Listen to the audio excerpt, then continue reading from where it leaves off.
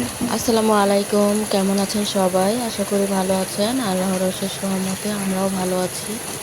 এই তো প্রতিদিনের মতো নতুন একটি ভিডিও নিয়ে চলে আসলাম। আশা করি পুরো ভিডিওর সাথেই থাকবেন আর শুরু থেকে শেষ পর্যন্ত আশা করি খুব ভালো লাগবে আমার এই ভিডিওটি।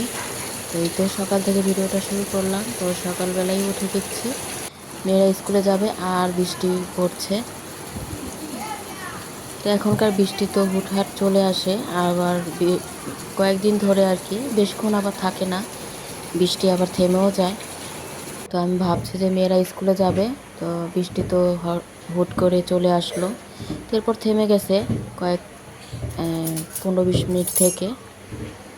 আর এদিকে আমি সকাল সকালে মাছ ভিজিয়ে রাখছি, কালকে রাত্রে মাছ নিয়ে আসছিলো, তো ওগুলো ভিজিয়ে রাখলাম কারণ ভিজতে তো আবার সময় লাগবে। এদিক দিয়ে নাস্তার ঝামেলা শেষ করতে করতে মাছটা আমার ভিজে যাবে, এরপর কাটবো বড় বড় আর কি নলা মাছ। এদিকে আমি রুটি বের করলাম, তো রুটি ভেজে নিচ্ছি আর ডিম ভাজবো। তো গরুর বট রান্না করা আছে, ওটা বড় মেয়েকে গরম করে দিব, ছোট মেয়ে তো আবার বট খায় না, ওকে ডিম ভেজে দিচ্ছি।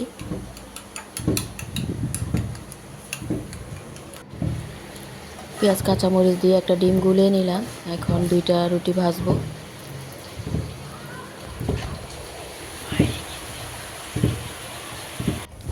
এই যে দেখেন কি পরিমাণে বৃষ্টি পড়ছে।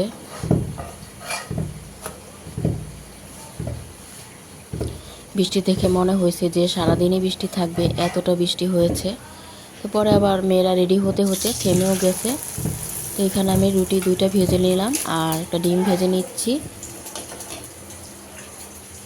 আর পেঁপে ডাল ছিল, একটু পেঁপে ডাল গরম করে দিলাম, মেয়ে ডিমের সাথে খাবে। আর এই তো ভুড়িটাও গরম করে নিলাম।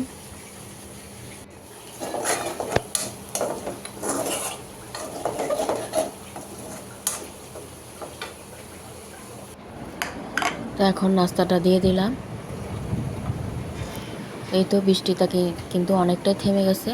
তো নাস্তা খেতে খেতে পরে পুরোই বৃষ্টি আর কি থেমে গেছে। তো চারিদিকে ফর্সাও হয়ে গিয়েছে। তো আমি এদিকে তো পেঁপে ডাল আর ডিম দিলাম, ছোটো মেয়ে খেয়ে নিচ্ছে আর বড় মেয়ে তো বট দিয়েই খাবে।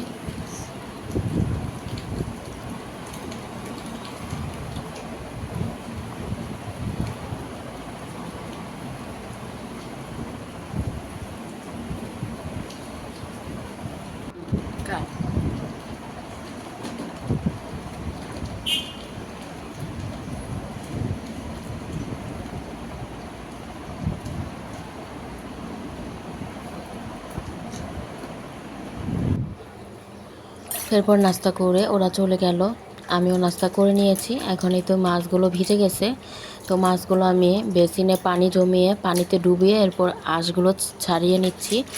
কারণ পানিতে ডুবিয়ে আঁশ ছাড়ালে একটা আঁশটিও এদিক ওদিক হয় না, মানে কোনো জায়গায় ছিটে না, পানির মধ্যেই থাকে। তো এই জন্য আমি সবসময় মাছের আঁশটে ছাড়ালে পানির মধ্যে ডুবিয়ে এরপরে ছাড়াই। আর শুকনার মধ্যে ছাড়াতে গেলে কিন্তু আঁশটে দিয়ে চারদিক ভরে যায়। তো এই টেকনিকটা যারা জানেন না তাদের জন্য, এইভাবে পানিতে ডুবিয়ে মাছ আঁশটা ছাড়াবেন, তাহলে একটা আঁশটেও এদিক ওদিক হবে না, সম্পূর্ণ আঁশটে পানির মধ্যেই থাকবে। এরপর আমি অফ ক্যামেরা কেটে নিলাম, কেটে নিয়ে একটু ধুয়ে নিচ্ছি। এখন আমি লবণ আর লেবু মিশিয়ে এটা কড়াইতে, মানে বড় একটা কড়াইতে মাছগুলো আমি এখন লবণ মাখিয়ে রাখবো।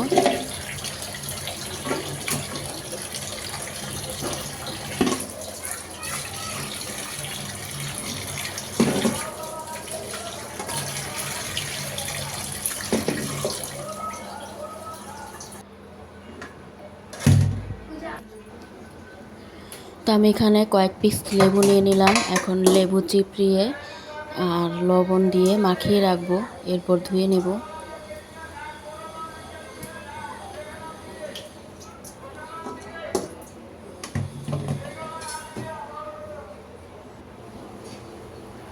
তো এই তো অফ ক্যামেরা ধুয়ে নিয়েছি।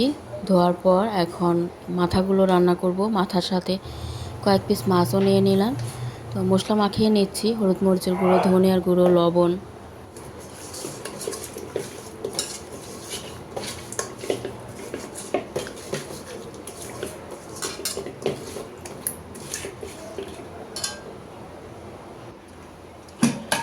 এই যে আমার নতুন প্রেসার কুকার, এটা কি ছোট, এতদিন তো বড়টা ব্যবহার করেছি, তো এখন থেকে এই ছোটোটাই ডাল রান্না করব। কারণ আমার যে বড় প্রেসার কুকারটা ওইটা অনেক মানে বড়, আবার অনেক ভারী, কারণ ওইটা প্রায় 13-14 বছর হবে।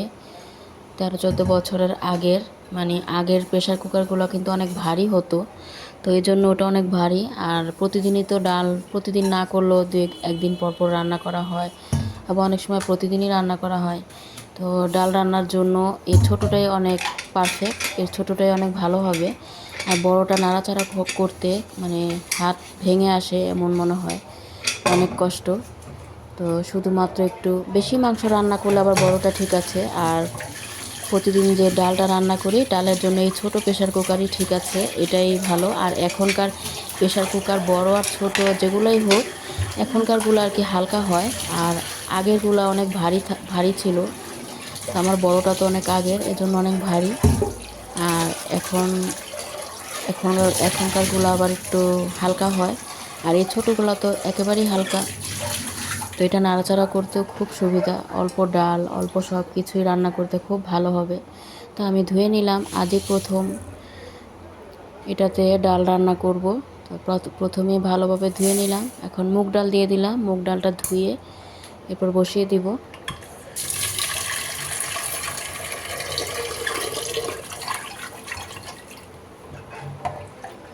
এটা কড়াইয়ের মতো হালকা, নাড়াচাড়া করতে খুব সুবিধা।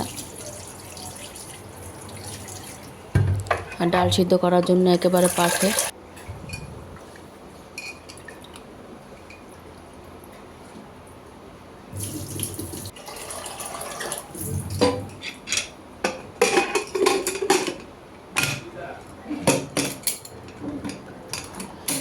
তো ধুয়ে ঢাকনাটা দিয়ে দিলাম, এখন বসিয়ে দিব। তাই তো চুলায় বসিয়ে দিলাম, কয়েকটা সিট দিলে, একটা দুইটা সিট দিলে হয়ে যাবে। আর এদিকে রাইস কুকারে ভাত বসিয়ে রাখছি, আর এখন ফ্রাই প্যান বসালাম আরেক চুলায়। মাছ মাথা এগুলো ভেজে নিব, পেঁয়াজ দিয়ে ভুনা করব।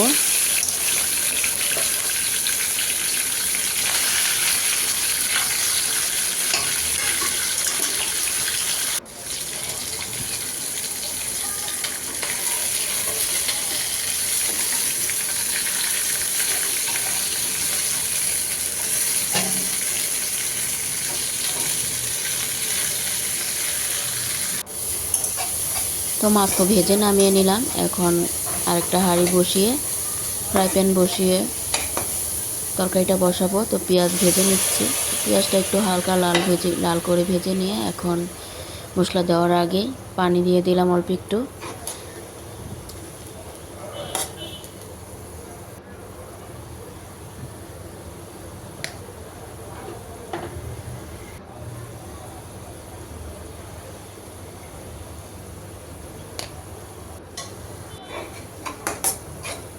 এখন পরিমাণ মতো সব ধরনের মশলা দিয়ে মশলাটা কষিয়ে নেব।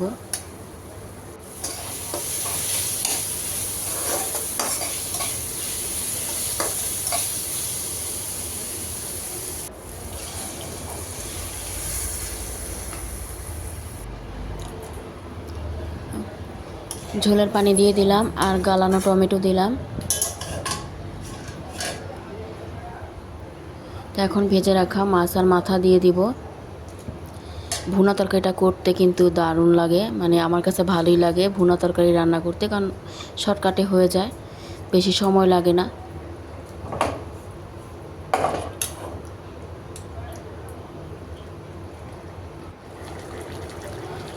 তো এদিকে আমার তরকারিটা হচ্ছে, কয়েকটা কাঁচা মরিচ ফালি করে দিয়ে দিলাম, আর মাছটা এখন আর বেশি নাড়াচাড়া করব না, ঝুলিয়ে দিলাম, নাড়াচাড়া করলে আবার ভেঙে যাবে।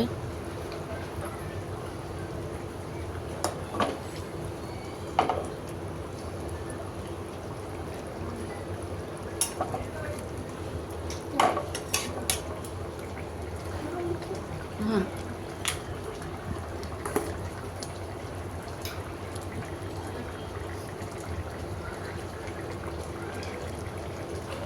তো তরকারিটা আমার প্রায় হয়ে আসছে, এখন ভাজা জিরের গুঁড়ো দিয়ে দিলাম। কালারটা খুবই সুন্দর হয়েছে।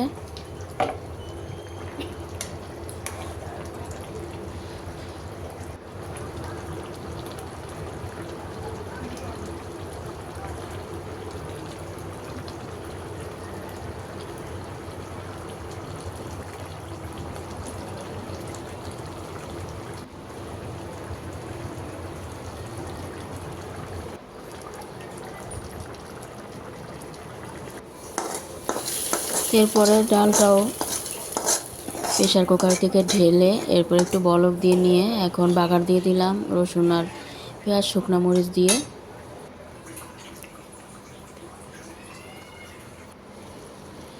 আর রাইস কুকারে ভাতটা হয়ে যাবার পর ঠিকা দিয়ে দিয়েছি। এখন পেঁপে ভাজি করে নিচ্ছি, পেঁপে আর আলু। তো রান্না তো প্রায় শেষ, এখন রান্নার পেঁপে ভাজিটা হচ্ছে, আমি সব কিছু ধুয়ে নিচ্ছি।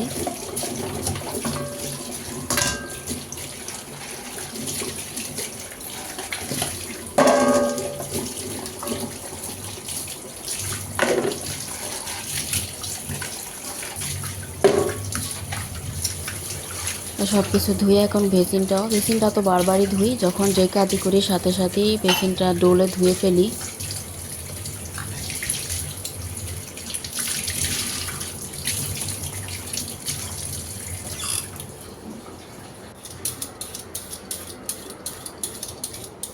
এখন শসা কেটে নিচ্ছি, শসা আর লেবু।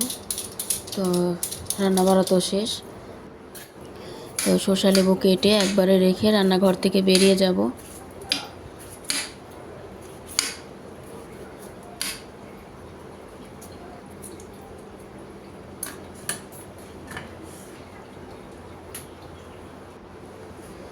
তো 2টা লেবুও কেটে নিলাম, শসা লেবু কেটে নিলাম।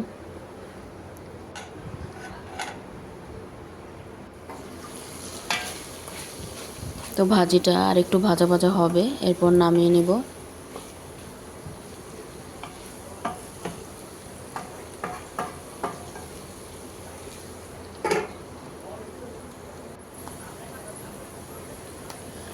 তো একটু মাছের ডিম ছিল, ওটা দিয়েছি ভাজিতে, এই কারণে একটু ভাজা জিরের গুঁড়ো দিয়ে দিলাম।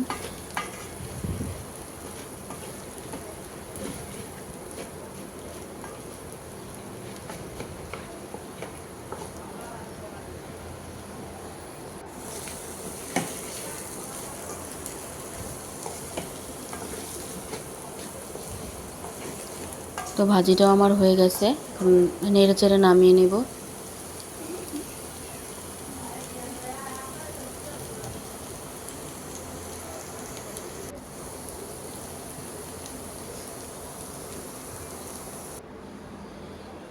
এরপর গোসল করলাম, নামাজ পড়লাম, আবার কাপড়ও ধুয়েছি, ওগুলো মেলে দিলাম বারান্দায়। তো এখন দুপুরে খাবার খেয়ে নিচ্ছি, বিসমিল্লাহ বলে খাবারটা খেয়ে নিব। তো এরপর এটা ছিল সন্ধ্যার ভিডিও। তো ওর বাবা বাইরে থেকে পুরি নিয়ে আসলো, পুরি বলতে এটা আসলে পুরিও না, ছোট ছোট মোগলাইয়ের মতো দেখা যায়। তো ভাবছি ভিতরে কি আছে, এখন দেখি অল্প মানে হালকা হালকা একটু ডিম দেওয়া। তারপরে চা খেয়ে নিলাম। আর তো চা খেতে খেতে বিদায় নিয়ে নিচ্ছি। আজকের মতো ভিডিও এই পর্যন্তই ছিল। সবাই ভালো থাকবেন, সুস্থ থাকবেন। আল্লাহ হাফেজ, আসসালামু আলাইকুম। আপুটি বিস্কিট খায়।